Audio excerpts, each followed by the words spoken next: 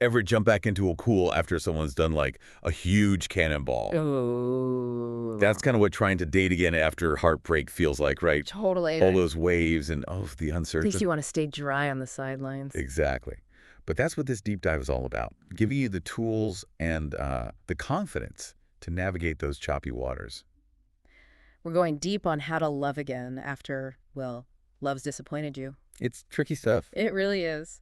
Luckily, we've got this text that's packed with good advice, and the first thing that struck me is how much it emphasizes self-reflection. Not dwelling on the past, but really understanding it. Right, not getting stuck in the blame game. Yeah, yeah. It's more like becoming a detective of your own heart, right? Love detective, I like that. So, have you ever noticed yourself falling for a certain type, even if it hasn't worked out so well? Oh, all the time. Yeah. That's why I was so into this text's idea of common factors. It encourages us to figure out what those repeating patterns are in our relationships. It's like it's saying you got to know thyself before you can truly love thyself. Yeah, and part of that knowing thyself is looking at your expectations. The text really digs into that. Like, what were you hoping for in those past relationships? Were they realistic hopes? Were you maybe, I don't know, looking for someone to fix something in you? Yeah, that's a tough one. Yeah. But it's so true. And that leads us right into the big S word. Self-love. Nailed it.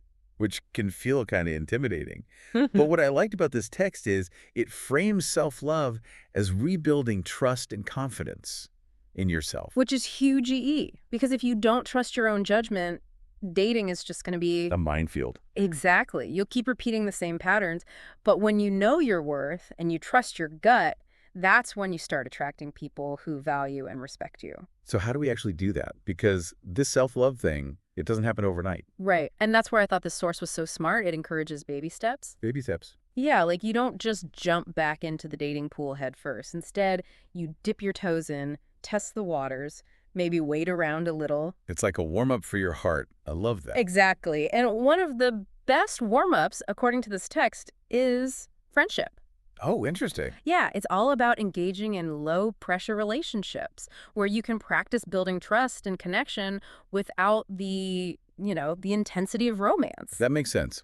No pressure to impress, no heartbreak if it doesn't work out. Exactly, just genuine connection. Okay, so let's say you've done the self-reflection, you're working on the self-love, you're dipping those toes back into the dating pool, You're feeling good. you're feeling terrified. Oh, tell me about it. Because, let's face it, being vulnerable, especially after heartbreak, is scary. Mm.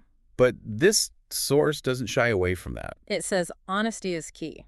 Yeah, it really encourages being open and honest with yourself and with potential partners. And we're not just talking about your favorite color or what you do for a living. Right, this is next level honesty. It's about being upfront about your values, about what you're looking for in a relationship. And maybe even about those common factors, those patterns you've noticed in your past relationship. Absolutely, because let's be real, a relationship built on anything less than honesty is, well, Is it even a real relationship? right. It's like building a house on sand. Ooh, good metaphor. Now, speaking of building a strong foundation, one thing this text really challenged was the whole time heals all wounds thing. Yeah, it's not always about the time frame. Exactly. So what is it about then? Well, this text suggests it's about listening to your intuition, paying attention to your own internal cues that signal you're actually ready for love again. So not just how much time has passed, But how much you've learned in that time. Have you processed your emotions about the breakup? Do you feel like you understand what went wrong? Are you genuinely excited about the future? These are all signs that maybe, just maybe, you're ready to dive back into the pool. that is such good advice. So there you have it, everyone. It's not about rushing back into things. It's about rebuilding yourself stronger and wiser. And trusting yourself to make good choices. You are in the driver's seat of your own love story.